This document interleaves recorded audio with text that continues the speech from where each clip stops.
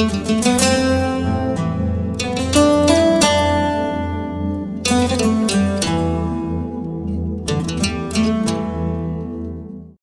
ప్రియమైన దేవుని వారలారా, మీ అందరికీ కూడా ప్రభు పేరిట వందనములు. చిన్న ప్రార్థన చేసుకుందామండి. మమ్మల్ని మిక్కిలిగా ప్రేమించిన మా ప్రియ పరలోకపు తండ్రి, మీ ఘనమైన శ్రేష్టమైన నామమును బట్టి మీకు వందనములు స్తోత్రములు చెల్లించుకుంటున్నాము దేవా. ఈ పునరుత్థానపు దినమందు తండ్రి మీ సన్నిధిలో కూడి మీ మాటలు వినుటకు గాను తండ్రి, మీరు మాకు ఇచ్చినటువంటి ఈ గొప్ప అవకాశాన్ని బట్టి, ఇంత చక్కటి భాగ్యాన్ని బట్టి మీ కృతజ్ఞతాస్తుతులు చెల్లించుకుంటున్నాము దేవా. మీకు స్తోత్రములు నాయన. ఎందరికో ఈ అవకాశం ఉన్నప్పటికీ తండ్రి, చేజార్చుకున్నటువంటి వారుగా ఉండగా మమ్మల్ని మీరు నిలబెట్టుకున్న విధానాన్ని బట్టి మీకు స్తోత్రాలు నాయన. ఇప్పటి వరకు మీరు జరిగించిన కార్యక్రమాన్ని బట్టి మీకు స్తుతులు స్తోత్రాలు చెల్లించుకుంటున్నాము దేవా తండ్రి. అయా వాక్యము ద్వారా మీరు మాతో మాట్లాడమని, అయా తండ్రి సమృద్ధి అయినటువంటి ఆధ్యాత్మిక ఆహారాన్ని మీరు మాకు అనుగ్రహిస్తారని తండ్రి, తెలియని సందర్భాల గురించి మీరు మాతో మాట్లాడతారని కోరుకుంటూ, మీ కుమారుడు మా రక్షకుడైన యేసుక్రీస్తు వారి ఉన్నతమైనటువంటి నామంలో ప్రార్థన అడిగి వేడుకొనిచున్నాము పరమ తండ్రి, ఆమేన్. క్రీస్తునందు ప్రియమైన దేవుని వారలారా, మీ అందరికీ కూడా మరొకసారి యేసుక్రీస్తు వారి పేరిట వందనాలండి. ఈరోజు మనం చూడగలిగితే డిసెంబర్ నెల రాగానే డిసెంబర్ నెలకి మరొక పేరు ఏమిటి అంటే ఆనంద మాసము అంటారు. డిసెంబర్ నెలని మరొక పేరుతో పిలుచుకునేవారు చాలామంది ఉన్నారు. దాన్నే ఆనంద మాసము అని పిలుస్తూ ఉంటారు. అంటే డిసెంబర్ నెలను ఎందుకు ఆనంద మాసం అంటున్నారు అంటే, రక్షకుడైనటువంటి యేసుక్రీస్తు వారు మన కొరకు పుట్టి ఉన్నారు కనుక ఇది మనకు ఆనందాన్ని ఇచ్చేటువంటి మాసం కనుక డిసెంబర్ మొదటి నుంచి కూడా ప్రతిరోజు ఎక్కడ చూసినప్పటికీ కూడా ప్రార్థనలు జరుగుతూనే ఉంటాయి. ఆనందం, సందడి ఇవన్నీ మనకు కనిపిస్తూ ఉంటాయి. అయితే కొంతమంది ఏమని అంటూ ఉంటారంటే, యేసుక్రీస్తు వారిని పూజిస్తున్నారు కదా, యేసుక్రీస్తు వారి పేరట మీరు అడుగుతున్నారు కదా, యేసుక్రీస్తు వారు దేవుడని మీరు చెప్తున్నారు కదా, ఆయన వచ్చింది 2000 సంవత్సరాల క్రితమే కదా, ఆయన ఎలా దేవుడయ్యాడు అని చాలామంది మాట్లాడుతూ ఉంటారు. నిజమేనండి. ప్రతి ఒక్కరికి కూడా ఏదో ఒక ఆలోచన, ఏదో ఒకటి ప్రశ్న అనేది రావాలి. మనం కూడా బైబిల్ చదువుతున్నప్పుడు కూడా మనకి ఏం కలగాలి అంటే, మనము ఆలోచించాలి. ఆ ఆలోచనలో ఒక ప్రశ్న అనేది మనకి పుట్టాలి. కనుక చాలా మంది అనుకుంటున్నటువంటి మాట ఏమిటి అంటే, యేసుక్రీస్తు వారు 2000 సంవత్సరాల క్రితం మాత్రమే కదా వచ్చారు, మరి 2000 సంవత్సరాల క్రితం వచ్చినటువంటి ఆయన దేవుడు ఎలా అయ్యాడు అని చాలాసార్లు మాట్లాడుకుంటూ ఉంటారు. దీని గురించి మనం కూడా మాట్లాడుకున్నాం. అయితే ఈరోజు మరొకసారి దాని గురించి మనం ధ్యానించుకుందాం ప్రియమైన దేవుని వారలారా. ఎందుకు అంటే, లేఖనములు యందు మీకు నిత్య జీవం కలదని వాటిని ఏం చేయాలంట, మీరు పరిశోధించాలంట.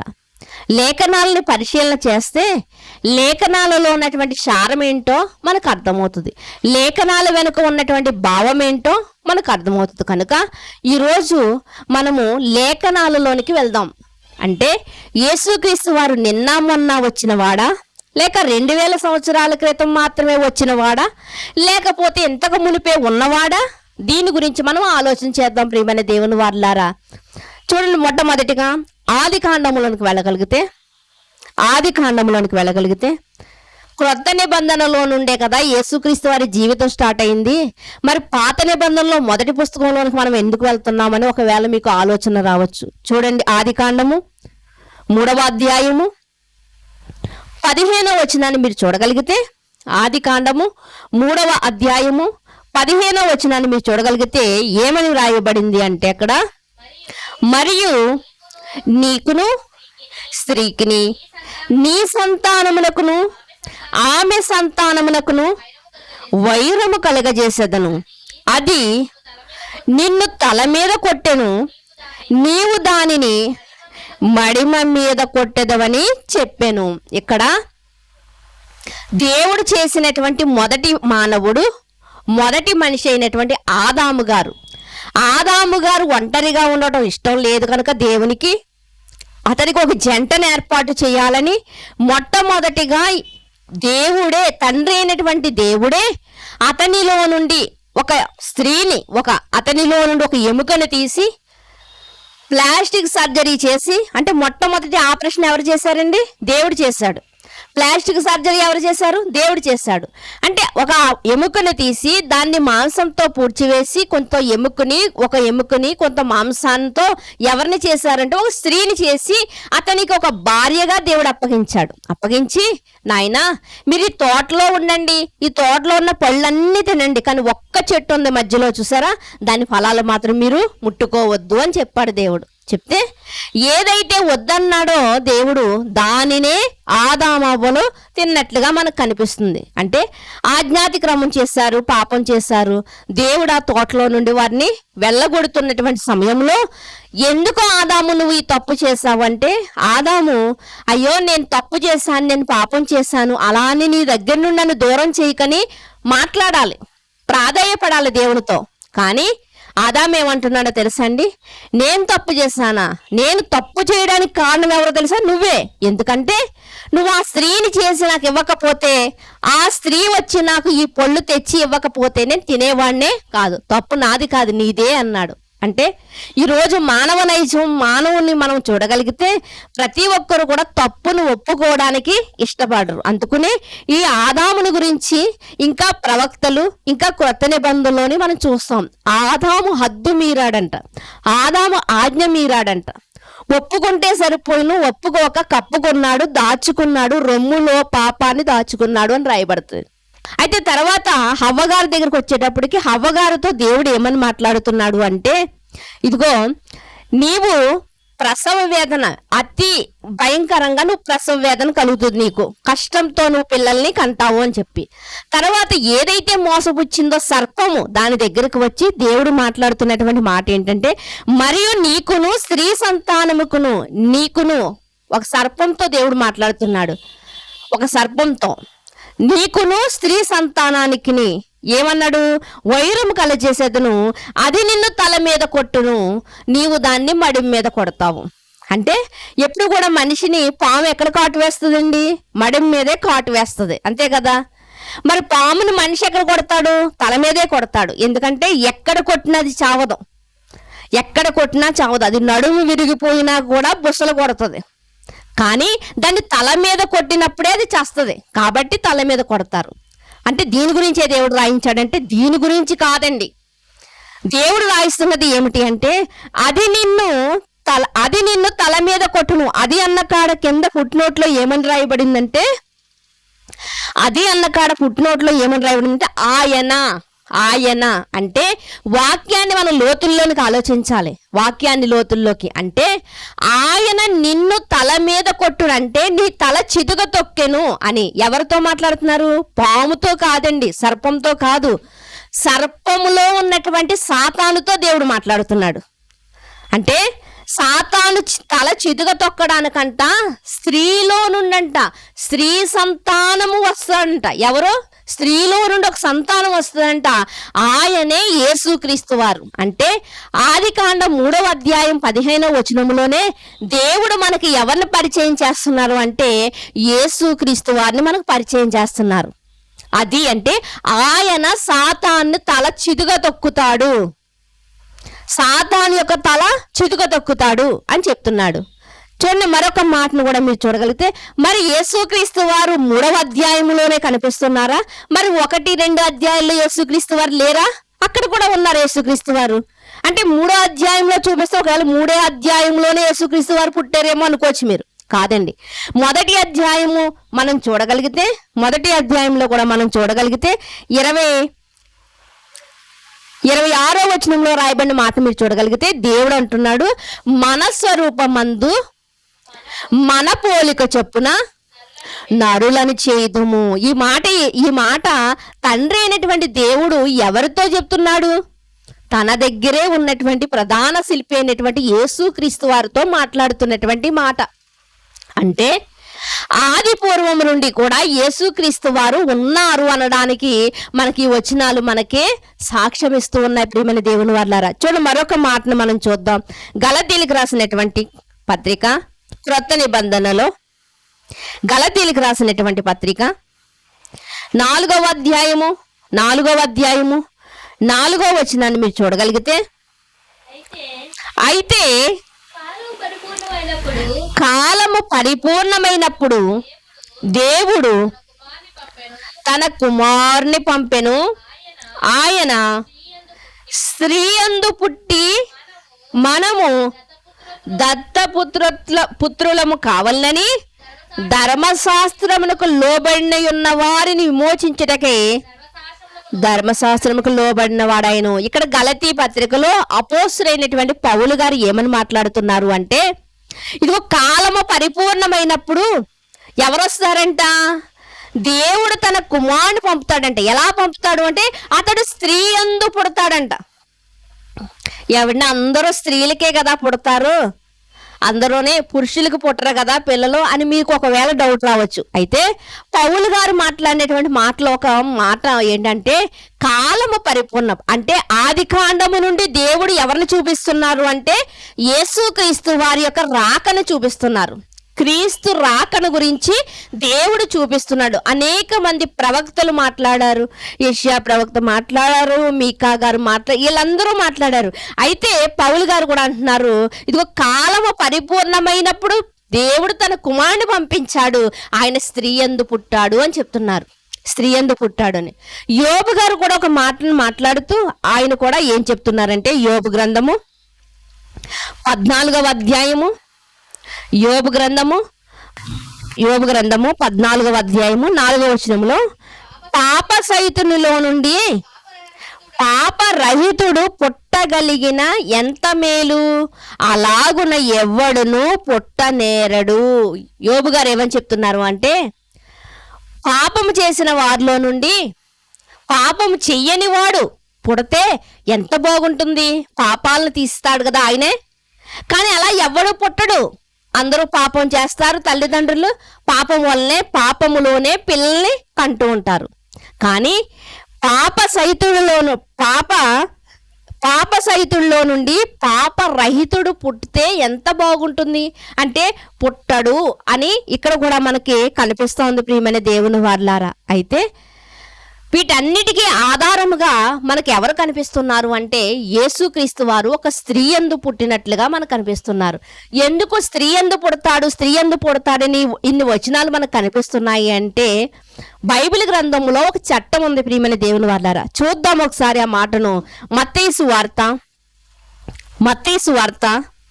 మొదటి అధ్యాయము మొదటి వచనము నుంచి మీరు చూడగలిగితే, అబ్రహాము కుమారుడగు దావీదు కుమారుడైన యేసుక్రీస్తు వారి వంశావళి అని చెప్పుకుంటూ వచ్చి, అబ్రహాము ఇస్సాకును కనెను, ఇస్సాకు యాకోబును కనెను, యాకోబు యూదాను అతని అన్నదమ్ములను కనెను, యూదా తామరునందు పెరెస్సును కనెను. ఇలా చెప్పుకుంటూ వచ్చి కింద వచనంలోనికి మనం రాగలిగితే, కింద వచనంలో రాయబడినటువంటి మాట 15వ వచనాన్ని చదువుకుందామండి. 15వ వచనాన్ని, ఎలీహూదు ఎలియాజరును కనెను, ఎలియాజరు మత్తానును కనెను, మత్తాను యాకోబును కనెను, యాకోబు మరియ భర్త అయిన యోసేపును కనెను, ఆమె యందు క్రీస్తు అనబడిన యేసు పుట్టెను.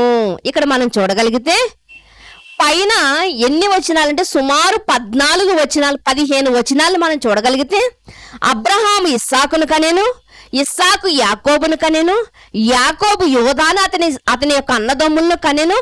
అంటే ఇక్కడ ఈ జాబితా అంతా మనం చూడగలిగితే కుమారులను లేకపోతే పిల్లలను ఎవరు కంటున్నారని రాయబడింది?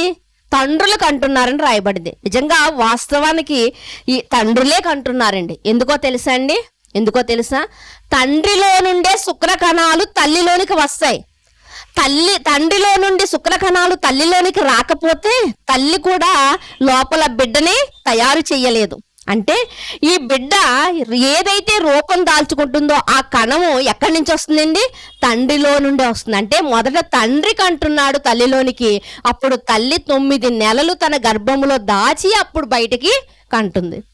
అంటే బైబిల్ మనకి ఏమి నేర్పిస్తుంది అంటే వాస్తవాలు నేర్పిస్తుంది. బైబిల్లో సత్యమే ఉంటుందండి. మనకు అర్థం అవుతే, మనకు అర్థం కాకపోతే మనం అపార్థం చేసుకుంటే బైబిల్లో అసత్యాలు ఉన్నాయి, బైబిల్లో బూతులు ఉన్నాయి, చాలా మంది అలా అనుకుంటారు.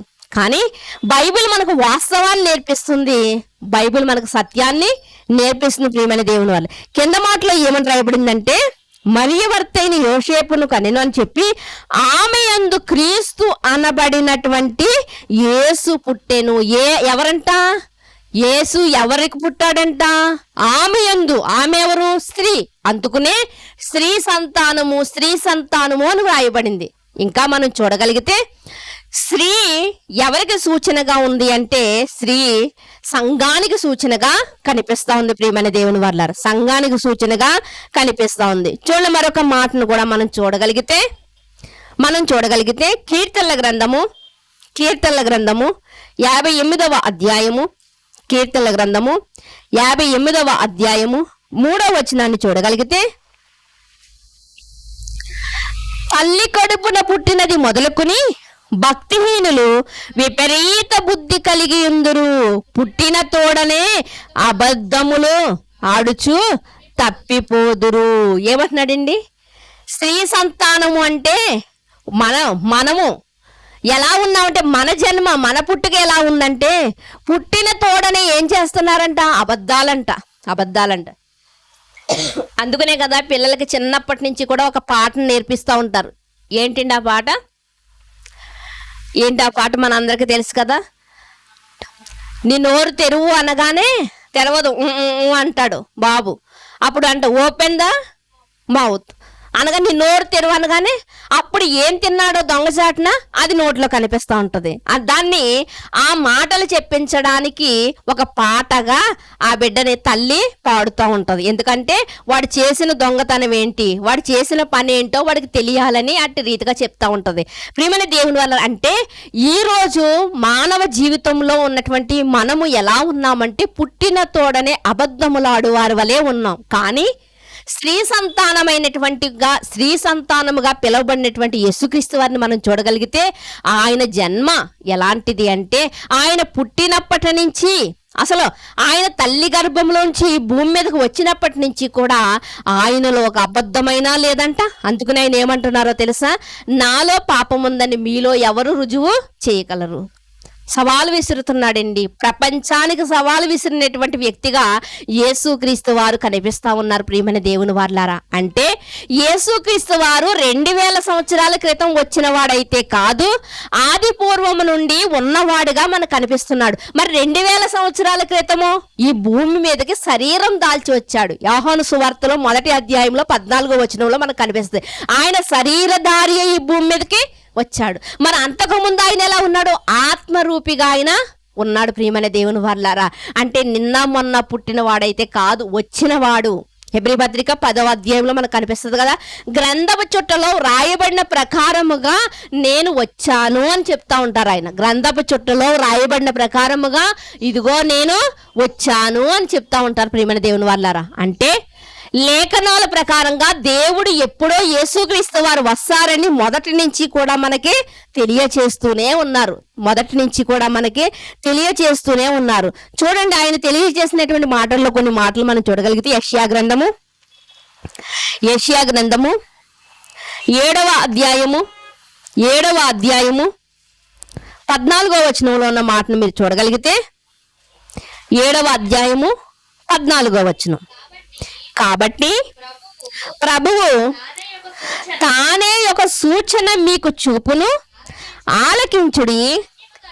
కన్యక గర్భవతి అయి కుమారుని కని అతనికి ఇమ్మానుయేలని పేరు పెట్టెను. ఎవరంట? కన్యక.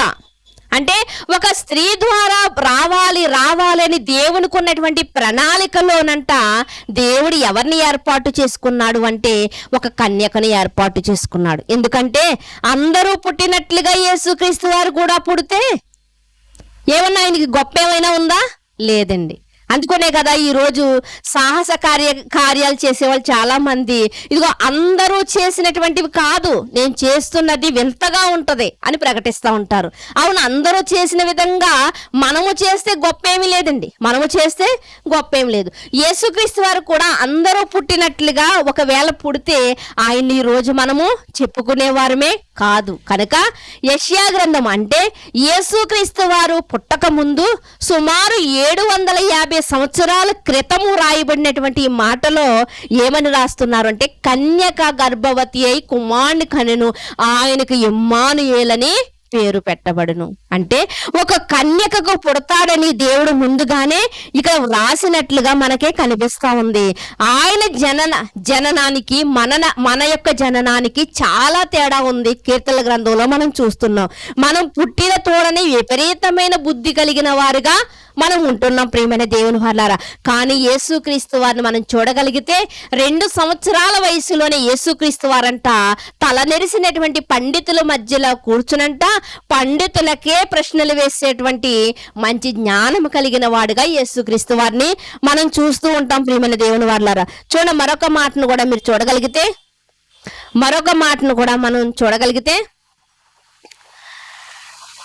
లూకాసు వార్త 1వ అధ్యాయము 35వ వచనాన్ని చూడగలిగితే, ఆ కన్యక ఎవరు అన్నది మనకు కనిపిస్తూ ఉంటుంది. ఎందుకంటే యెషయా గారు కేవలం యేసుక్రీస్తు వారి యొక్క జననాన్ని మాత్రమే వ్రాయలేదండి. యేసుక్రీస్తు వారి యొక్క జననాన్ని మాత్రమే రాయలేదు. యేసుక్రీస్తు వారి జననం, యేసుక్రీస్తు వారి మరణం, యేసుక్రీస్తు వారి సమాధి నుండి లేవడం, ఇవన్నీ కూడా ప్రవక్తల్లో పెద్ద ప్రవక్త అయినటువంటి యెషయా గారు రాశారు. అందుకనే యెషయా గ్రంథానికి మరో పేరేంటో తెలుసా అండి? తెలుసా మీకు ఎవరికైనా? యెషయా గ్రంథానికి ఉన్న మరో పేరేంటి అంటే చిన్న బైబిల్ అంటూ ఉంటారు. చిన్న బైబిల్ అని మాట్లాడుతూ ఉంటారు, మినీ బైబిల్ అంటూ ఉంటారు చాలా మంది. ఎందుకో తెలుసా అండి? బైబిల్ గ్రంథంలో ఎన్ని పుస్తకాలు ఉన్నాయండి? ఎన్ని గ్రంథాలు ఉన్నాయి పరిశుద్ధ గ్రంథంలో? 66 అండి. మరి యెషయా గ్రంథంలో ఎన్ని అధ్యాయాలు ఉన్నాయి? 66 ఉంటాయి. కాబట్టి యెషయా గ్రంథాన్ని మినీ బైబిల్ అంటారు, చిన్న బైబిల్ అని పిలుస్తూ ఉంటారు. ఈ యెషయా గ్రంథంలో మనం పరిశీలనగా చదవగలిగితే యేసుక్రీస్తు వారి యొక్క జననం కనిపిస్తుంది, ఆయన మరణం కనిపిస్తుంది, ఆయన పునరుత్థానం కూడా మనకి కనిపిస్తూ ఉంటుంది ప్రియమైన దేవుని వారలారా.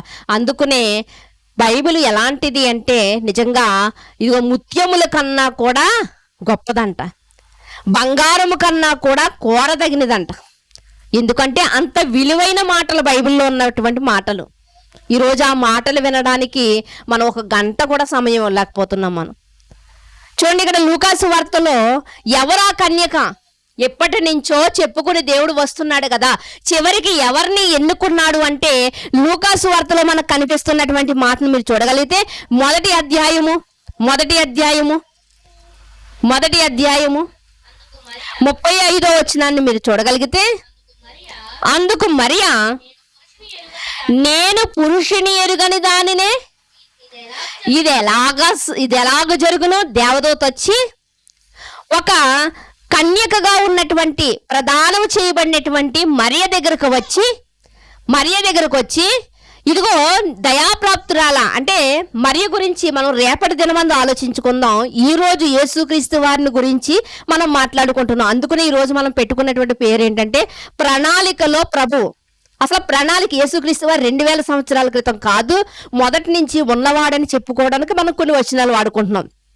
కాబట్టి మనం టూకీగా ఆలోచన చేయగలిగితే మొదటి అధ్యాయం 35వ వచనంలో ఉన్న మాటని నేను పురుషుని ఎరుగని దానని అని ఎవరంటున్నారు? మరి అంటుంది. అంటే ఒకనాడు యేసుక్రీస్తు వారు నాలో పాపం ఉందని మీలో ఎవరు రుజువు చేయగలరు అన్నటువంటి మాట గుర్తొస్తుంది చూసారా? నేను కన్యకను. ఎవరితో చెప్తుంది? మనుషులతో కాదండి, దేవదూతలు. దేవదూత అంటే దేవదూతకి దేవునికి ఇచ్చే గౌరవాన్ని ఇచ్చేవారు. దేవుని దగ్గర నుండి వచ్చినటువంటి దూత. దేవదూత అంటే ఎవరండి? దేవుడి దగ్గర నుంచి వచ్చే దూత. కలెక్టర్ గారి దగ్గర నుంచి నోటీస్ వచ్చిందనుకోండి, లేదా కోర్టు నుండి ఒక నోటీస్ వచ్చిందనుకోండి, మనం ఎంత కంగారు పడతామండి? వచ్చింది జడ్జి గారు కాదు, మన ఇంటికి కాగితం వచ్చింది అంతేనండి. జడ్జిగా కోర్టు నుండి ఒక నోటీస్ వచ్చింది అనుకోండి, మనం కంగారు పడిపోతాం. ఇంతకీ వచ్చింది కాగితమే, జడ్జి గారు కాదు. మరి ఎందుకు కంగారు పడుతున్నాం? ఈ నోటీస్కి అంత విలువ ఉంది. ఈ నోటీస్కి అంత పవర్ ఉంది. అందుకనే మనం ఏం చేస్తున్నామంటే దానికి భయపడుతున్నాం. అలాగే దేవుని దగ్గర నుండి వచ్చినటువంటి దూత కూడా ఎలాంటిది అంటే, ఇదిగో దేవుడు పంపగా వచ్చినటువంటి దేవదూత కాబట్టి దేవుని దేవదూత రాగానే అంతే విలువనిచ్చేవారు. అలాంటి దేవదూతతో మరియ అంటుంది, దేవుడు తెలీదా మరియ కన్యకని? అందుకునే కదా దేవుడు ఎన్నుకున్నాడు. మరి ఏమంటుందంటే, నేను పురుషుని ఎరుగని దానను, అంటే నేను పవిత్రురాలని అని చెప్తుంది. ఎవరితో చెప్తుంది? దేవుడితో చెప్తుంది. దేవుడితోనే నేను పురుషుని ఎరుగని దానను, నేను కన్యకను అని చెప్తుందంటే ఎంత గుండె ధైర్యం ఉండాలి నిజంగా, ఎంత ధైర్యం ఉండాలి ప్రియమైన దేవుని వాళ్ళారా. నేను పురుషుని ఎరుగని దానను, నేను పవిత్రురాలని, నేను అపవిత్రురాలని అయితే కాదు, నేను పురుషుని ఎరుగని దాన్ని. ఇది ఎలా సాధ్యము అని అడుగుతుంది. అంటే మొట్టమొదటిగా యెషయా గ్రంథంలో మనం చూసినటువంటి మాట మనం చూడగలిగితే, కన్యక గర్భవతి కుమారుని కంటది అని మనం చూస్తున్నాం. ఆ కన్యక ఎవరు అంటే మరి అని మనకు తేలింది. మరొక మాట చెప్పమంటారా? మరియా అనగానే ఈ మాట ఎక్కడి నుండి వచ్చిందంటే, ఇంతకు ముందు కూడా మీకు చెప్పాను, మోషే అహరోను యొక్క అక్క అయినటువంటి మిరియాములో నుండి వచ్చినట్టు పదమే మరియా. మరి ఈ మరియ పేర్లు ఎంతమంది పెట్టుకుంటున్నారేంటి? ఎంతో మంది ఉన్నారు కదా మరియల కోసం. మనం గతంలో చెప్పుకున్నాం కదా, మగ్దలేని మరియ ఉంది, బేతనీయ మరియ ఉంది, మార్కు తల్లి గారి మరియ ఉంది, ఇంకా చాలా మంది మరియలను మనకు కనిపిస్తూ ఉంటారు. కనుక ఇంతమంది ఎందుకు పెట్టుకున్నారు అంటే, మొట్టమొదటి మరి అయినటువంటి మిరియామును మనం ఆలోచిస్తే ఆమె ఎలాంటిది తెలుసండి? పాటలు పాడుతుందంట, ప్రవచిస్తుందంట, వాక్యాన్ని చెప్తుందంట, అనేక మందిని వాయిద్యాలు వాయిస్తుందంట, అనేక మందినంట స్త్రీలనంట దేవుని వైపు తిప్పుతుందంట, దేవుని హృదయపూర్వకంగా స్తుతిస్తుంది. కాబట్టే నిర్గమాకాండం 15వ అధ్యాయములో సొంతంగా ఆత్మతో పాడుతుందండి. ఎవరో రాసిన పుస్తకం దగ్గర ఇటుకుని పాడట్లేదు, మరి ఆత్మతో పాడుతుంది, దేవుని స్తుతిస్తుందండి. అంత గొప్ప వ్యక్తి కాబట్టే మిరియాములో నుండి వచ్చినటువంటి పేరే మరియా అని వారి పిల్లలకు పెట్టుకుంటూ ఉండేవారు. ఈరోజు పేరుకి అర్థం కాదండి, మనం పేర్లు పెట్టేసుకుంటాం అంతే. అందుకనే అర్థం కాలేదు కాబట్టే పేరేమో సంతోషమ్మ అని పెట్టుకుంటాం, కానీ ఆ వ్యక్తిలో సంతోషం ఉండదండి. ఆవిడలో దీనమ్మ అని పెట్టుకుంటాం, కానీ దీనత్వం ఉండదండి, దేనికి తగ్గేది లేదంటది.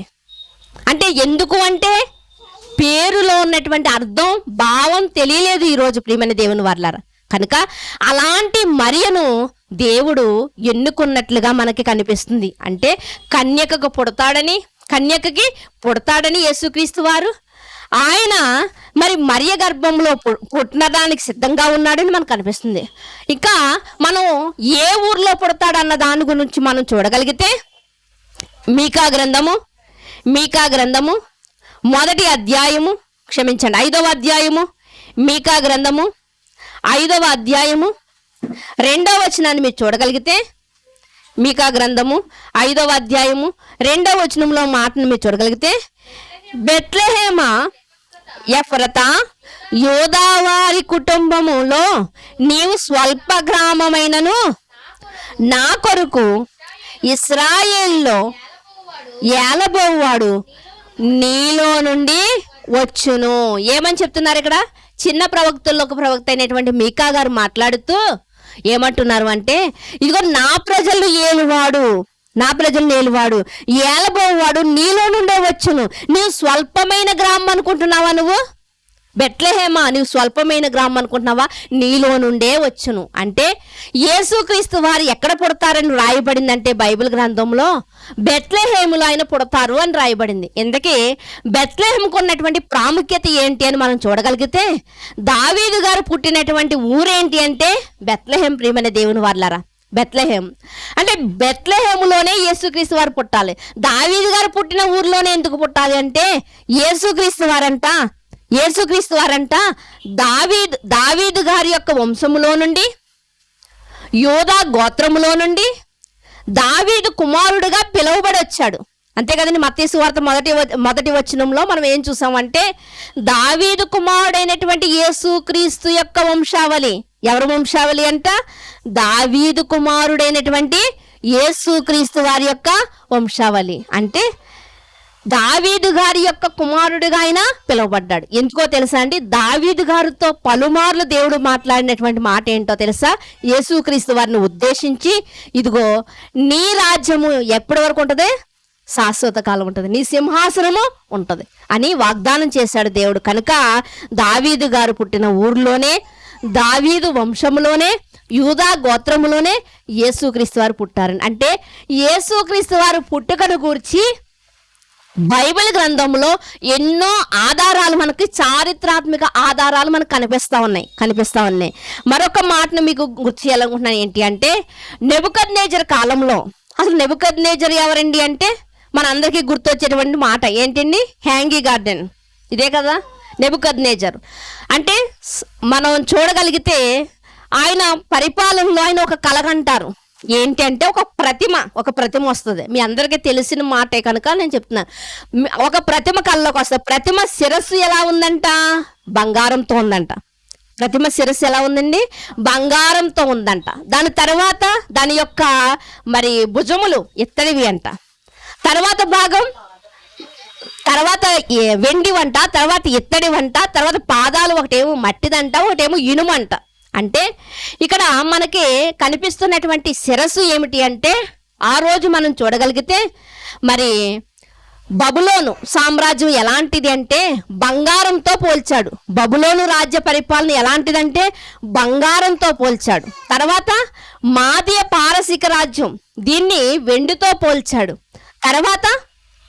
తర్వాత మనం చూడగలిగితే గ్రీకు సామ్రాజ్యం, దీన్ని దేనితో పోల్చాడు అంటే దీన్ని ఇత్తడితో పోల్చాడు.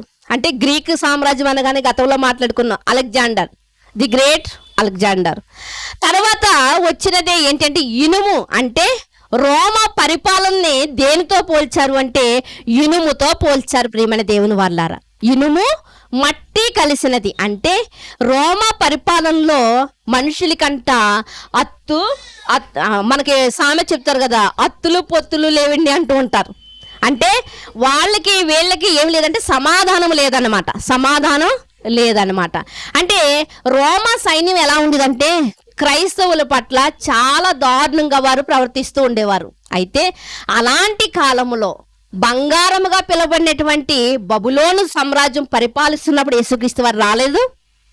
వెండికి సమానంగా పరిపాలించినటువంటి, వెండి లాంటి పరిపాలన కలిగినటువంటి మాదీయ సామ్రాజ్యం పరిపాలించినప్పుడు యేసుక్రీస్తు వారు రాలేదు.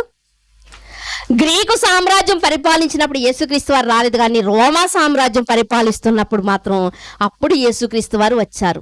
అంటే దేని గురించి చెప్తున్నాను అంటే, ఎన్నో ప్రాంతాలు ఉన్నప్పటికీ కూడా స్వల్పమైనటువంటి బెత్లెహేములోనే యేసుక్రీస్తు వారు ఎందుకు పుట్టారు అంటే, దేవుడు దేన్ని ఎన్నుకున్నాడు అంటే ఎన్నిక లేని దాన్నే దేవుడు ఎన్నుకుంటాడు, బలహీనలే దేవుడు ఎన్నుకుంటాడు.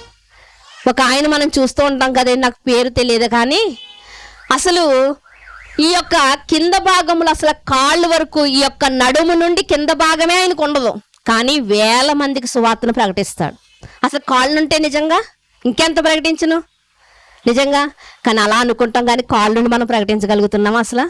కానీ అతనికి ఉన్నటువంటి ఆసక్తి చూడండి. నిజంగా అసలు నడుము దగ్గర నుంచి కాళ్ళే లేవు. ఒక టేబుల్ మీద నిలబెడతారు, ఒక చిన్న పాదం ఉంటుంది. ఎక్కడండి? నడుము కింద చిన్న పాదం ఉంటుంది అంతే.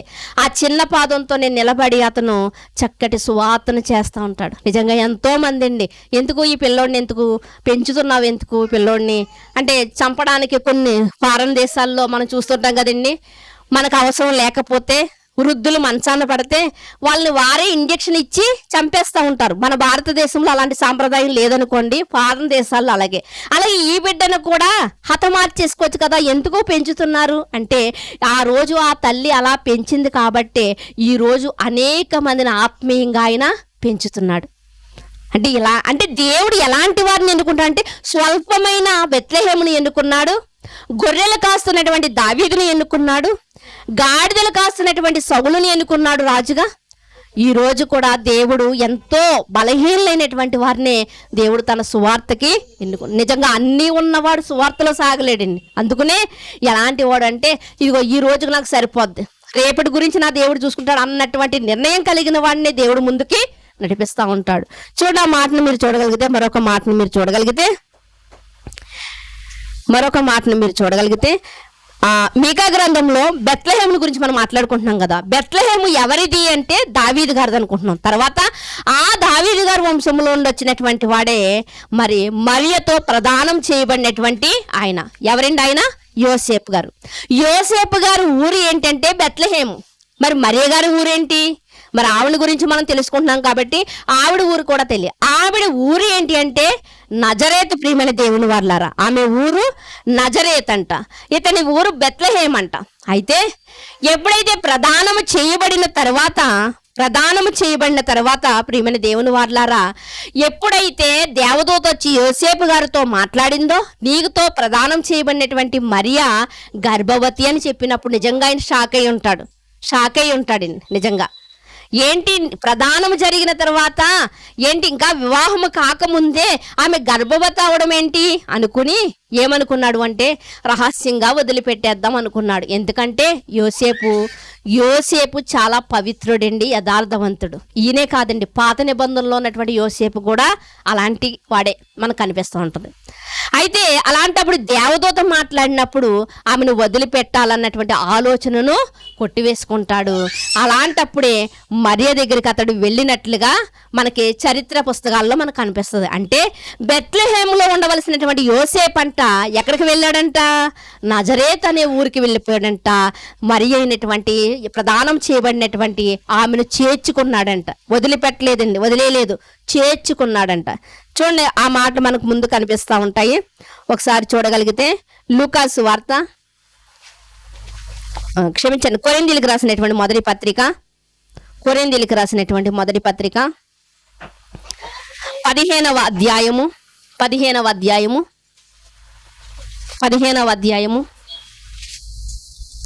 4వ వచనాన్ని మీరు చూడగలిగితే, లేఖనముల ప్రకారము 3వ దినమున లేపబడెను. ఆయన కేఫాకును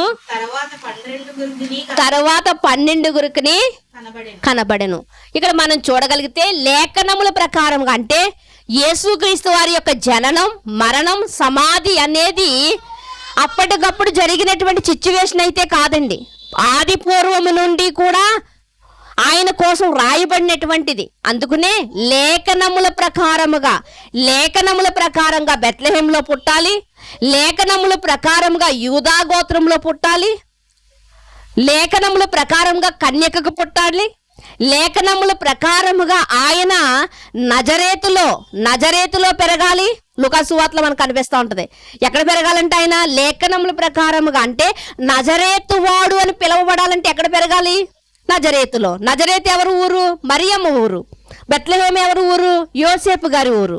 అంటే యోసేపు బెత్లెహేములో పుట్టాడు. అసలు పుట్టే టయానికి బెత్లెహేములో లేడు ఆయన. ఎక్కడ ఉంటున్నాడు? యోసేపు గారు మరియని చేర్చుకోమని దేవదూత చెప్పిన తర్వాత ఆయన ఎక్కడికి వెళ్ళిపోయాడు? మరియ ఉన్నటువంటి నజరేతులోనికి వెళ్ళాడు, అక్కడే ఉంటున్నాడు. కానీ ఈయన బెత్లెహేములో పుట్టాలన్నటువంటి లేఖనం నెరవేరాలంటే ఇప్పుడు వీళ్ళు ఎక్కడికి రావాలి? బెత్లెహేముకి రావాలి అంటే ఏదో జరగాలి కదా. ఏం జరిగింది అంటే ప్రజాసంఖ్య రాయడం మొదలు పెట్టారంట. ఏం చేశారండి? ప్రజాసంఖ్య రాయడం మొదలు పెట్టారండి. మరి ప్రజాసంఖ్య రాయించుకోవాలంటే సొంత ఊరికి రావాలి. ఎవరు ఊరికి రావాలి? పురుషుడు లేకపోతే యజమాని ఊరికే రావాలి, అంతేగాని భార్య ఉన్న ఊర్లో రాయించుకోరు కదా. కనుక నజరేతులో ఉన్నటువంటి యోసేపు గారు తన భార్య అయినటువంటి మరియను తీసుకుని ఎక్కడికి వచ్చారు? బెత్లెహేమునికి వచ్చారు. ఆ బెత్లెహేములో ఆమెకు ప్రసవ దినములు నిండినటువంటి సమయం కాబట్టి అక్కడ ప్రసవించింది. అక్కడ దేవుని యొక్క లేఖనం నెరవేరినట్లుగా మనకు కనిపిస్తుంది. అంటే దేవుని యొక్క వాక్యం ఎప్పుడు కూడా, దేవుని యొక్క లేఖనం ఎప్పుడు నిరర్ధకము కాదు. మనిషి మాట నిరర్ధకం అవుతుందేమో, మనిషి మాట తప్పుతాడేమో, కానీ దేవుని మాట ఎప్పుడు కూడా అబద్ధము కానేరదు. ఆయన అబద్ధమాడుటకు ఆయన ఏమైనా నరుడా అని మాట్లాడుతూ ఉంటుంది బైబిల్ గ్రంథం. ఆయన మాట తప్పడానికి ఆయన నరుడు కాదండి. ఆయన ఏది చెప్పినప్పటికి కూడా అది జరుగుతుంది, ఏదో ఒక విషయంలో. నిజంగా ఈ యేసుక్రీస్తు వారే ఈ యొక్క యూదా గోత్రములో రావడానికి నిజంగా దేవుడు ఎంత ప్రక్రియ చేశాడు అంటే మీకు చెప్తే నిజంగా ఆశ్చర్యపోతారు. ఒకనాడు సింహాసనం మీద ఉన్నటువంటి వస్తీని పక్కకు పెట్టి యేసేరుని సింహాసనం మీదకి రప్పించాడు. అది కూడా ఎవరి సంకల్పమో తెలుసా అండి? దేవుని సంకల్పం. ఎందుకో తెలుసా? యేసుక్రీస్తు వారు రావాలి. యేసుక్రీస్తు వారు రావాలి. ఈ యేసేది ఎవరు అంటే యూదురాలు. ఇప్పుడు యూదురాలే అక్కడికి రాకపోతే, వస్తే బయటకు వెళ్ళకపోతే అక్కడ యూదులందరూ కూడా చంపబడవలసిన వారే ఉండాలి. కానీ దేవుడు ఏం చేశాడో తెలుసా అండి? ఆ రోజు యూదులందరూ చంపబడితే యేసుక్రీస్తు వారు వద్దురా? యూదులందరూ చంపబడితే యేసుక్రీస్తు వారు వస్తారా? రారు. కనుక అంటే దేవుడు ఆది కాండము నుండి కూడా ఏం చేస్తున్నాడు అంటే లేఖనాల ప్రకారంగా యేసుక్రీస్తు వారిని మనకు చూపిస్తున్నారు. యేసుక్రీస్తు వారు వస్తారు అని ప్రతి లేఖనము కూడా ఘోషిస్తుంది. ఇది తెలియక యేసుక్రీస్తు వారు 2000 సంవత్సరాల క్రితమే కదా పుట్టాడు అంటున్నారు. ఆయన 2000 సంవత్సరాల క్రితం పుట్టినవాడు కాదు, వచ్చినవాడు. ఆయనకు పుట్టుక లేదు. ఆది పూర్వం నుండి ఆయన ఉన్నవాడు. అదే కదా మనం చూసుకున్నాం. ఆది కాండం 1వ అధ్యాయం నుండి కూడా యేసుక్రీస్తు వారు మనకే కనిపిస్తా ఉన్నారు ప్రియమైన దేవుని వారలారా. కనుక లేఖనము ప్రకారముగా పుట్టాడు, లేఖనాల ప్రకారంగానే జీవించాడు అనడానికి ఎన్నో సాక్ష్యాలు ఉన్నాయి మన ముందు, ఎన్నో సాక్ష్యాలు ఉన్నాయి. ఏంటి ఆ సాక్ష్యాలు అంటే మచ్చుకు ఆఖరికి సిలువ మీద దాహము కొనుచున్నానన్న మాట కూడా లేఖనాల్లో ఉన్నదే.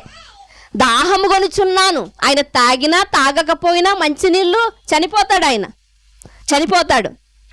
హాస్పిటల్ మంచం మీద ఉన్నటువంటి ఇంకొక 2 రోజుల్లో చనిపోతున్నటువంటి వ్యక్తి దగ్గరికి వెళ్ళి చికెన్ బిర్యానీ తింటావా అంటే ఏమంటాడండి? నీకు పలానా పల్సర్ బండి అంటే ఇష్టం కదా, బండి కొంటా అంటే ఏమంటాడు? రేపో ఎల్లుండో చచ్చేవాడు కదా, అవసరమా అంటాడు. మరి కొన్ని గంటల్లో కొన్ని నిమిషాల్లో చనిపోతున్నటువంటి యేసుక్రీస్తు వారికి మంచినీళ్ళు అవసరం అంటారా? ఎలా తాగినా చనిపోతాడైనా, తాగకపోయినా. కానీ ఎందుకు అడుగుతున్నాడు? దప్పికొనిచున్నాను అని ఎందుకు అడుగుతున్నాడంటే ఆ మాట లేఖనాలలో రాయబడింది. తండ్రి రాయించాడు, ఈయన నెరవేర్చాలి. అంటే ఆయన జీవితాన్ని మనం చూడగలిగితే ప్రతీదీ కూడా నిజంగా ప్రతి ప్రాంతానికి వెళ్ళాడు కదా. ఆ వెళ్ళటో వెనుకున్నటువంటిది కూడా ఏంటి అంటే లేఖనాల యొక్క ఉద్దేశమే ప్రియమైన దేవుని వారలారా. లేఖనాల యొక్క ఉద్దేశమే. మనం ఇంకా చూడగలిగితే కొలస్సీలకు రాసినటువంటి పత్రిక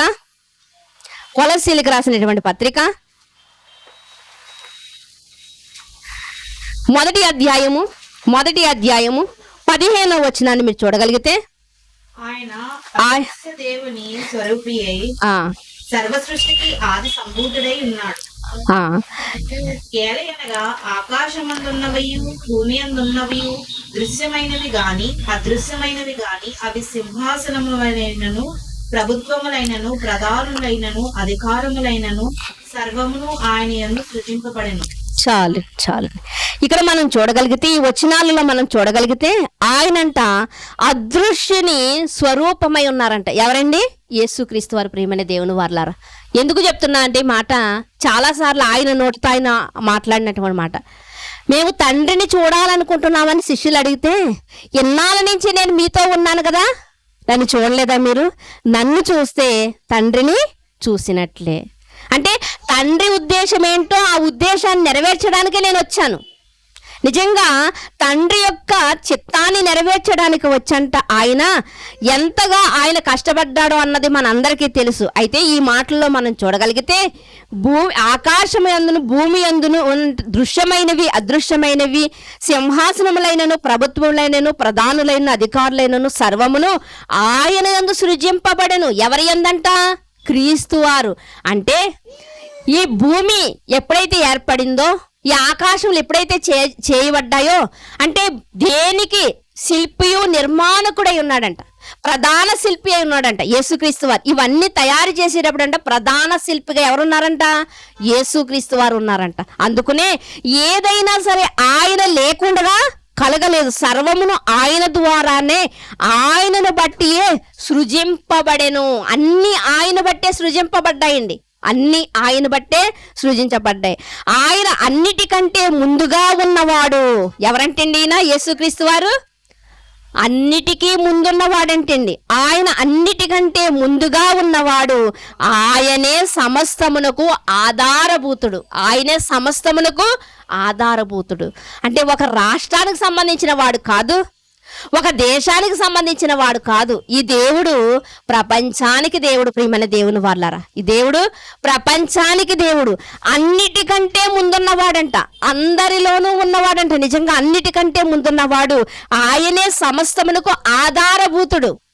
ఈరోజు మనము ఇంత హ్యాపీగా దేవునికి ఇష్టము లేని స్థితిగతులు మనలో ఉన్నప్పటికీ, దేవునికి వ్యతిరేకంగా మనం జీవిస్తున్నప్పటికీ కూడా మనం ఇంత హ్యాపీగా ఉన్నాం. కానీ పాత నిబంధనలోకి వెళ్తే దేవుడు చెప్పిన మాట పాటించకపోతే వెంటనే ఏం జరిగిందండి? శిక్ష వచ్చేసింది. కానీ ఇప్పుడు ఎందుకు రావట్లేదు అంటే ఆయన వలన, యేసుక్రీస్తు వారి వలనే మనము ఈరోజు జీవించగలుగుతున్నాం ఇటు రీతిగా. అందుకనే కొలసీలకు రాస్తూ క్రీస్తు శకం 60వ సంవత్సరంలో రాయబడినటువంటి ఈ యొక్క పత్రికను పౌలు గారు రాస్తూ ఏమంటున్నారు అంటే, ఆయన అన్నిటికంటే ముందుగా ఉన్నవాడు, ఆయనే సమస్తమునకు ఆధారభూతుడు, సంగమును శరీరమునకు ఆయనే శిరస్సు, ఆయనకు అన్నింటిలో ప్రాముఖ్యము కలుగు నిమిత్తము ఆయన ఆది నుండి కూడా మృతుల్లో నుండి లేచుటలో ఆది సంభూతుడై ఉన్నాడు. ఏమిటంటండి? ఆది సంభూతుడై ఉన్నాడంట ఆయన. ఎందులోని అంటే, ఎందులో ప్రాముఖ్యత కలిగిన వాడు, ఎందులో ప్రధానుడు అంటే కన్యకకు పుట్టాడు. ఏమంటే కన్యకకు ఎవరైనా పుట్టిన వారు ఉన్నారంటే ఎవ్వరూ మనకు కనిపించరు. తాను చెయ్యనటువంటి తప్పులు, తాను పాపం చేయలేదు అసలు. ఒక పాపము చేసిన వాడికి, నరహత్య చేసిన వాడికి, వ్యభిచారం చేసిన వాడికి ఎలాంటి శిక్షను విధిస్తారో అలాంటి శిక్షను విధించినా కూడా నోరు మెదపలేదు అంటే అలాంటి వ్యక్తి ఎవరైనా ఉంటారండి? ఎవ్వరూ ఉండరు.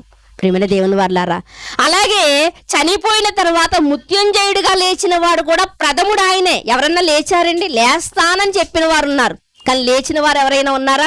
లేరు. ప్రియమైన దేవుని వారలారా, కనుక ప్రతి దానిలో కూడా ప్రథముడుగా మనకు కనిపిస్తుంది. ఆయన పుట్టుకలో మనకు ఒక వింత కనిపిస్తుంది, ఆయన జీవితంలో మనకు ఒక వింత కనిపిస్తుంది. అందుకనే స్వామి వివేకానంద గారు ఏమన్నారు అంటే, దేవుణ్ణి చూడలేము కానీ దేవుని కుమారుణ్ణి మనం చూడగలదు. ఆయన చూసాం, శరీరధారి ఇచ్చాడు కాబట్టి. నిజంగా యేసుక్రీస్తు వారిని గురించి ఆయన మాట్లాడిన మాటలు మనం చూడగలిగితే చాలా ఆశ్చర్యం అనిపిస్తూ ఉంటాయి. అంత చక్కగా ఆయన మాట్లాడినట్లుగా మనకు కనిపిస్తూ ఉంటుంది. చూడు, మరొక మాటను కూడా మీరు చూడగలిగితే యేసుక్రీస్తు వారిని గురించి తిమోతికి రాసినటువంటి పత్రిక, మొదటి పత్రిక 2వ అధ్యాయము 5వ వచనములో ఉన్న మాట,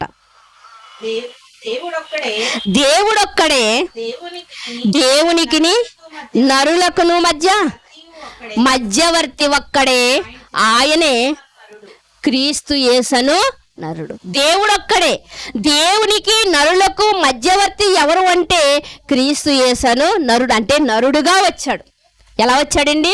నరుడుగా వచ్చాడు. ఒకవేళ ఆయన కూడా దేవదూత ఆకారంలో వచ్చాడు అనుకోండి, అంటే ఇక్కడ ప్రత్యక్షమయ్యి మరలా మాయమైపోయి మరలా ప్రత్యక్షమై అలాంటి ఆకారంతో వచ్చాడు అనుకోండి, ఒకవేళ మనం ఎలాంటి వాళ్ళమండి? మనం చాలా తెలివైన వాళ్ళం. ఒకవేళ వచ్చి దేవదూత ఆకారంలో రూపంలో వచ్చి, ఒకవేళ అమ్మా మీరు తప్పు చేస్తున్నారు, పాపం చేస్తున్నారు కాబట్టి దేవుడికి దూరం అయిపోయారు, కాబట్టి మిమ్మల్ని దేవునికి దగ్గర చేయడానికి నేను వచ్చాను అని ఒకవేళ అన్నాడు అనుకోండి, యేసుక్రీస్తు వారే దేవదూత రూపంలో వచ్చి ఒకవేళ అన్నారనుకోండి, మనం ఏమంటాము? మనం ఇటు నువ్వు మామూలు దేవునికి దగ్గర చేస్తావా అని అడిగి, ఇంతకీ 3 ప్రశ్నలు నేను అడుగుతాను, దానికి సమాధానం నువ్వు చెప్పగలిగితే నువ్వు మమ్మల్ని దేవుడికి దగ్గర చేస్తావని మేము నమ్ముతాం. అంతే కదండి, మనం సాధారణంగా నమ్మం కదా. ఇదిగోండి ఇది ఇంత రేటుకి వస్తుందంటే ఒక్కసారి వాడి చూపించండి మా ముందు అంటాం మనం. ఒకసారి వాడి చూపించండి అంటాం మనం. ఇదిగోండి ఇది ఎంత రేట్ ఏంటంటే దాన్ని ఏం చేస్తాం? ఒక వస్త్రం కానివ్వండి, ఏదైనా ఇలా లాగి చూస్తాం, ఇది ఎలాంటి క్వాలిటీ అని చూస్తూ ఉంటాం. కనుక ఇప్పుడు మానవుడు కూడా ఏమంటాడు అంటే, నేను అడిగిన 3 ప్రశ్నలకు సమాధానం చెప్పు, అప్పుడు నువ్వు మమ్మల్ని రక్షిస్తావా లేకపోతే దేవుని దగ్గర చేస్తావా, తర్వాత మేము ఆలోచిస్తామని. మేము బాగా తింటాం, నువ్వు తింటావా అని అడిగాడంటున్నారు. అప్పుడు దేవదూత అందంట, అయ్యో నేను ఎలా తింటాను? మీకంటే శరీరం ఉంది కాబట్టి పోషించుకోవడానికి తింటున్నారు, మరి నాకు శరీరం లేదు కదా, నేను ఆత్మను కదా, నేనేం తింటాను? నేను తిన్నాను. నువ్వు బాగా నిద్రపోతావా అని అడిగాడంట. మేము బాగా నిద్రపోతాం, అలసిపోయామంటే ఇంకా ఆదమర్చి నిద్రపోతాం, ప్రయాణం చేస్తున్నప్పుడు నిద్రపోతాం, పనులు చేస్తున్నప్పుడు నిద్రపోతాం.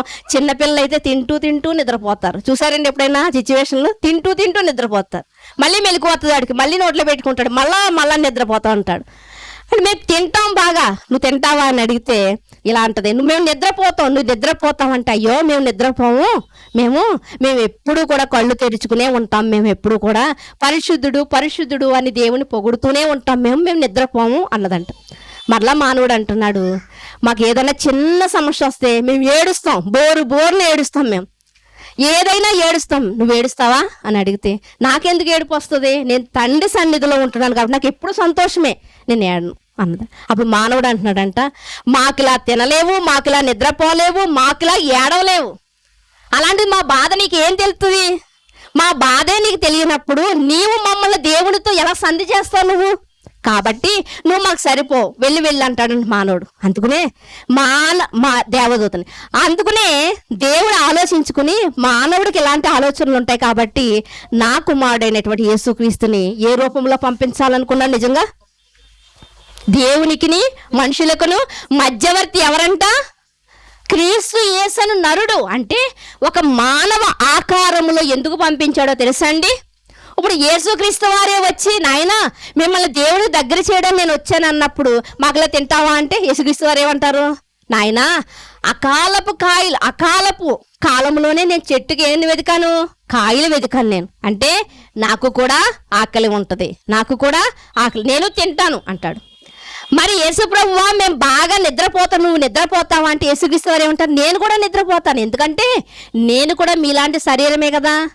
ఒక పక్క దోణి సముద్రంలో మునిగిపోతున్నప్పుడు, సముద్రం మీద తుఫాను వచ్చినప్పుడు కూడా నేను ఏం చేశానంటే గాఢంగా నిద్రపోయానంటే మీకు ఇలాంటి శరీరమే కదా, నేను నిద్రపోతాను. మరి యేసుప్రభువా మేము బాగా ఏడుస్తాం, నువ్వు ఏడవగలవా అని అడిగితే యేసుప్రభు వారు ఏమంటారో తెలుసా? యేసుప్రభు వారు ఏమంటారో తెలుసా? నేను అనేక ప్రాంతాలకు వెళ్ళినప్పుడు ఏడ్చాను. లాజరు విషయంలో కూడా నేను ఏడ్చాను. ఎందుకంటే దేవుని శక్తిని వీళ్ళు చూడలేకపోతున్నారని, దేవుని మాటలు వీళ్ళకి అర్థం కాలేదని నేను కూడా ఏడ్చాను. అంటే మీలాంటి శరీరం ఉంది కాబట్టి నేను ఏడుస్తున్నాను, నేను తిండి తింటున్నాను, నేను నిద్రపోతున్నాను అన్నప్పుడు మానవుడు అంటున్నాడంట, అయితే మాలాంటి హావభావాలన్నీ నీకు ఉన్నాయి కాబట్టి మా బాధ ఏంటో నీకు అర్థమవుతుంది. కాబట్టి నువ్వైతే మమ్మల్ని రక్షించగలదు, నువ్వైతే మమ్మల్ని దేవునికి దగ్గర చేయగలదు, నువ్వు మమ్మల్ని దేవునికి సంధి చేయగలదు, కనుక నువ్వైతే మాకు ఓకే అనుకుంటాడంట మానవుడు. నిజంగా ఒక పుస్తకంలో నేను చదివానండి ఈ సందర్భం. ప్రియమైన దేవుని వాళ్ళారా, దేవుడు మనకి ఎలా అర్థమవుతుందో అలాగే నేర్పిస్తున్నాడు వాక్యాన్ని. దేవుడు మనం ఏదైతే ఉదయం నుంచి చూస్తున్నామో మన కళ్ళ ముందో దాన్ని చూపించే మనకు నేర్పిస్తున్నాడు. ప్రియమైన దేవుని వాళ్ళారా, అంటే ప్రతిదీ కూడా మనకు అర్థమయ్యే రీతిలోనే దేవుడు చెబుతున్నాడు.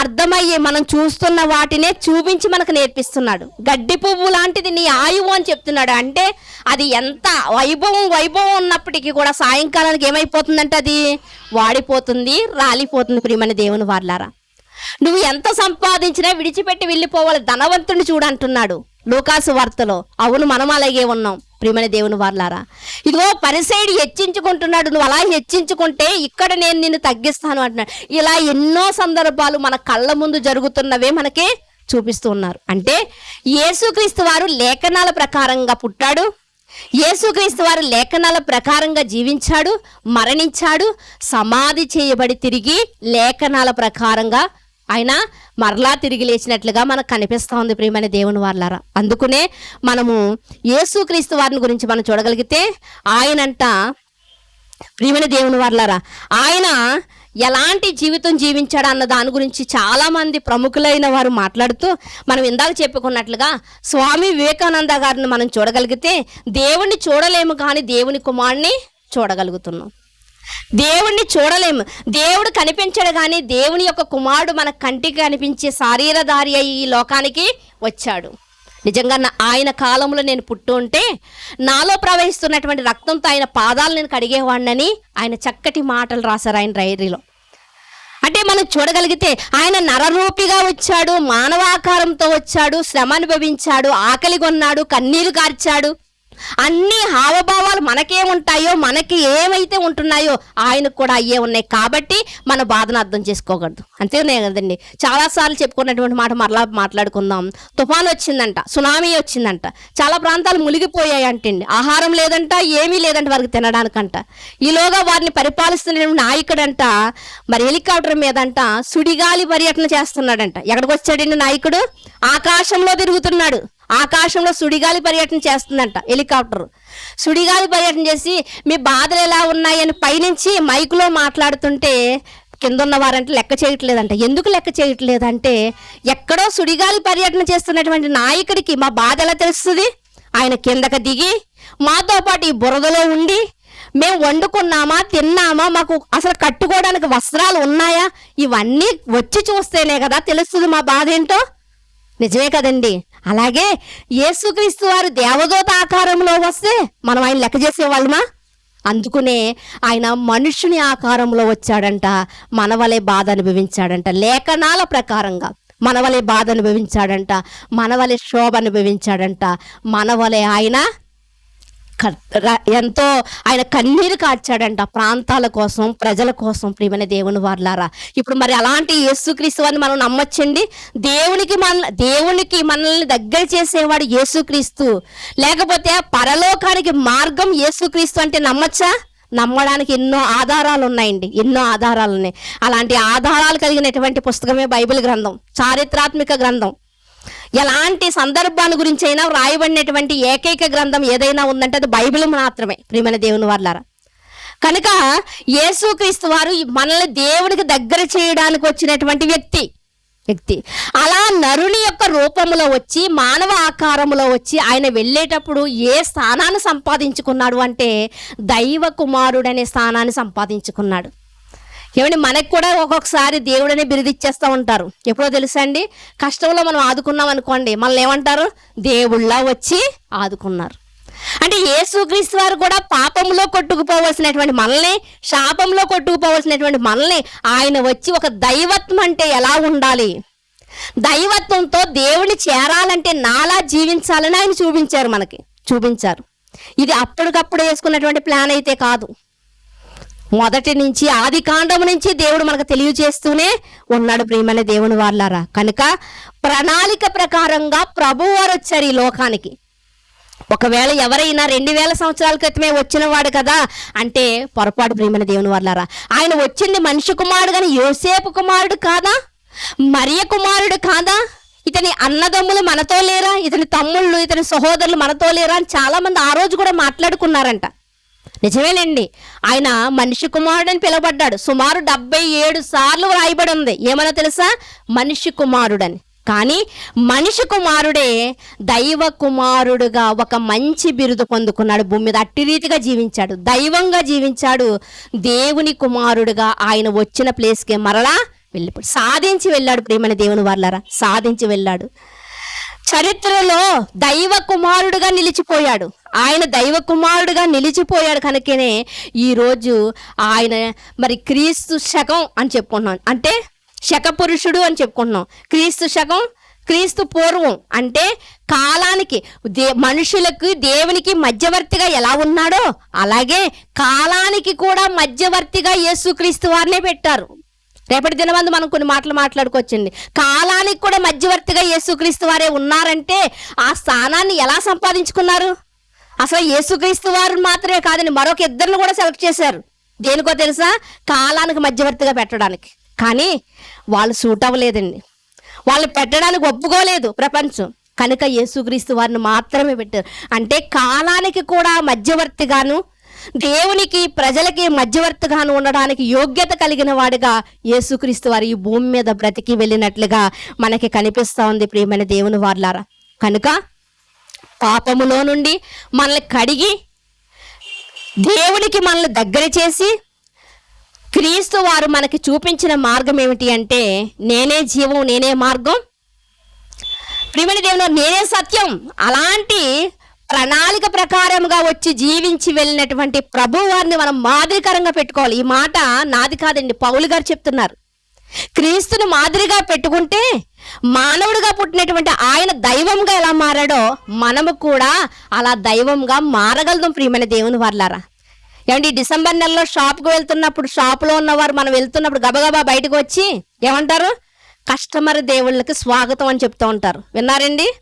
కస్టమర్ దేవుళ్ళకి స్వాగతం. మరి ఓట్ల ఎలక్షన్లో మన ఓటు అడగడానికి వచ్చి ఓటర్ల దేవుళ్ళైన మీకు వందనాలు లేకపోతే నమస్కారాలు చెప్తా ఉంటారు. ఎందుకు దేవుళ్ళు చేస్తున్నారు? వాళ్ళకి అవసరం ఉంది కాబట్టి. ఎవరి కోసమో మనం కాదండి. మనం క్రీస్తుని మాదిరిగా పెట్టుకుని మనం జీవించగలిగితే మానవ జీవితంలో ఉన్నటువంటి మనము కూడా దైవ లక్షణాలు ఒకవేళ పుణికి పుచ్చుకుంటే మనం కూడా యేసుక్రీస్తు వారే దైవముగా మనం మారగలం. యేసుక్రీస్తు వారు చెప్పారు కదా, మీరు దైవములని. ఎవరు చెప్పారంటే ఎక్కడుందంట? లేఖనాలలోనే ఉందంట. అంటే మనం అందరం కూడా దేవునిలో మనం బ్రతకగలిగితే, క్రీస్తుని మాదిరిగా ఉంచుకోగలిగితే, యేసుక్రీస్తు వారు ఎలాంటి గొప్ప విజయాన్ని సాధించారో, దైవముగా మారి వెళ్ళాడో, మనము కూడా అలా మారవలసిన వారమై ఉన్నాం ప్రియమైన దేవుని వల్ల. అలా సాధించడానికి, అలాంటి విజయాన్ని పొందడానికి ఎల్లప్పుడూ మన కళ్ళ ముందు మనం క్రీస్తు వారిని పెట్టుకోవాలి. కేవలం ఈ నెలలు మాత్రమే కాదండి, ఈ నెలలో మాత్రమే కాదు క్రీస్తుని ధ్యానించుకోవడం, కానీ ప్రతిరోజు 360 దినాలు కూడా మనము ఎవరిని కళ్ళ ముందు పెట్టుకోవాలంటే యేసుక్రీస్తు వారిని కళ్ళ ముందు పెట్టుకుంటే ఆయన ఎలా జీవించాడు, జీవించి ఎలా సాధించాడు, ఇది మనకు అర్థమవుతుంది. అలా మనం అందరం అర్థం చేసుకుని, ఒకవేళ మనకు అర్థం కాకపోతే లేఖనాలను చదువుకుని ఆలోచించి ఒక మంచి నిర్ణయాన్ని తీసుకోవాలని కోరుకుంటే నా మాటలు ముగిస్తున్నా. ప్రార్థన చేసుకుందామండి. మమ్మల్ని మిక్కిలిగా ప్రేమించిన మా ప్రియ పరలోకపు తండ్రి, మీ ఘనమైన శ్రేష్టమైన నామమును బట్టి మీకు వందనములు నాయన తండ్రి దేవా. ప్రణాళికలో ఉన్న ప్రకారంగా ప్రభువారి లోకానికి వచ్చి శరీరధారి అయి జీవించి దేవా, లేఖనాలను నెరవేర్చి తండ్రి దేవా, దైవ కుమారుడిగా సాధించి వెళ్ళినటువంటి చరిత్రను మేము మాట్లాడుకున్నాం తండ్రి.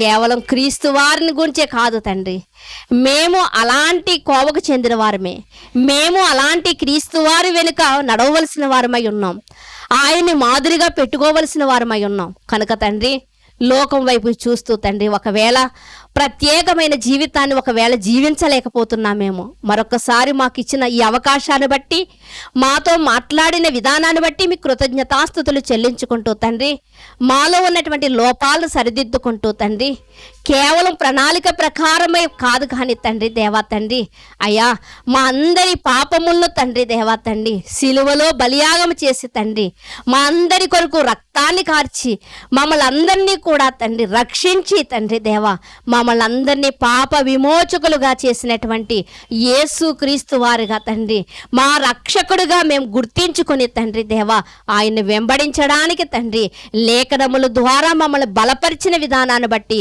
మీకు స్తోత్రాలు చెల్లించుకుంటూ తండ్రి దేవా, వచ్చిన మీ పిల్లల్ని జ్ఞాపకం చేసుకోండి దేవా తండ్రి. ఎన్నో మరుగైన సంగతులను మీరు మాకు బయలుపరుస్తూ ఉన్నారు, అందును బట్టి మీకు స్తోత్రాలు చెల్లించుకుంటూ, నిన్న మొన్నటి దినమందు వచ్చినవాడు కాదని క్రీస్తు తండ్రి, ఆది పూర్వము నుండి ఉన్నవాడని, ఆయన అదృశ్యుడని, ఆయన తండ్రి దేవా తండ్రి అన్నిటికీ ముందున్నవాడని మేము తెలుసుకున్నాం తండ్రి. అందును బట్టి మీకు స్తోత్రాలు నాయన తండ్రి. మీ చిత్తమైతే మరొక అవకాశాన్ని, రేపటి దినాన్ని మీరు మాకు మరొక అవకాశాన్ని ఇవ్వండి. చక్కటి మాటలు మేము పంచుకోవడానికి కృప చూపమని కోరుకుంటూ, మీ పిల్లలందరినీ మీ చేతులకు అప్పగించుకుంటూ, సమస్త మహిమా ఘనత ప్రభావములు మీకే ఆరోపించుకుంటూ, మేము కూడా చరిత్ర పుటల్లో దేవుని పిల్లలుగా పిలువబడడానికి కృప చూపమని కోరుకుంటూ, మీ కుమారుడు మా రక్షకుడైన యేసుక్రీస్తు వారి ఉన్నతమైన నామములో ప్రార్థన అడిగి వేడుకొనుచున్నాం పరమ తండ్రి, ఆమేన్. ప్రభు పేట అందరికీ వందనాలండి.